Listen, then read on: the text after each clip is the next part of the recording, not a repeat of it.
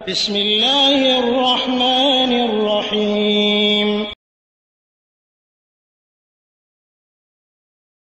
ওয়ালাইকুম আসসালাম রহমতুল্লাহ। 622 ভাই জানতে চেয়েছেন যে বিশেষ করে ভিক্ষাবৃত্তি সম্পর্কে।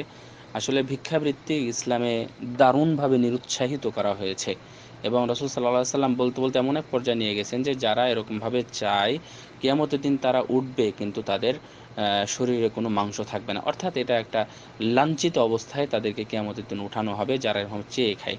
তাহলে কি ভিক্ষাবৃত্তি বলতে ভিক্ষা করা তাহলে এটা কি একবারেই হারাম? যে না, একবারে হারাম না। যার নাই সে চাইবে, যার নাই সে চাইবে, যে মদ খাওয়ার জন্য চাইবে, যে টাকা গুছানোর জন্য চাইবে। আপনাদের বাস্তব ঘটনা একটু বলি, তারপরে মনে হয় একটু আগায় সামনের দিকে। রাজশাহী বিশ্ববিদ্যালয়ে আমি যখন পড়াশোনা করতাম তখন কিছু ফকির মিসকিনকে, এবং বিশ্ববিদ্যালয়গুলোতে কিছু কিছু ফকির আছে যারা স্থায়ীভাবে থাকে এবং দেখা যায়।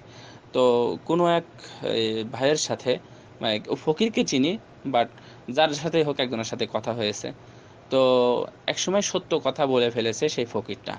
তো ওনার বাক্য হলো যে আমি 3 লক্ষ টাকার মিশন নিয়ে নেমেছি। তো আমার 2,20,000 টাকা হয়েছে, ব্যাংকে জমা হয়েছে। যদি আর 80,000 টাকা হয় তাহলে আমি আর ভিক্ষা করব না। তাহলে একটু লক্ষ্য করেন, আসলে ভিক্ষা কি টাকা জমানোর জন্য অথবা কোনো মিশনকে সাকসেস করার জন্য কি ভিক্ষা? নো। আপনি খেতে ফকিরের ব্যাখ্যা কি, মিসকিনের ব্যাখ্যা কি? আল্লাহ রাব্বুল আলামিন ফকিরের কথাও বলেছেন, মিসকিনের কথাও বলেছেন, এগুলো কোনোটাই না। এখন আপনার বিষয় হলো যে কোনো মানে যুবক জোয়ান ছেলে, তার চেহারা সুরত দেখেই বোঝা যাচ্ছে যে সে 2 নাম্বারই অথবা টাকাটা মানে অন্য কোথাও মানে কুপথে ব্যয় করবে, সেই ক্ষেত্রে তাকে ভিক্ষা দেওয়া যাবে না। কথাটা ঠিক আছে, আবার ঠিক নেই, দুইটাই।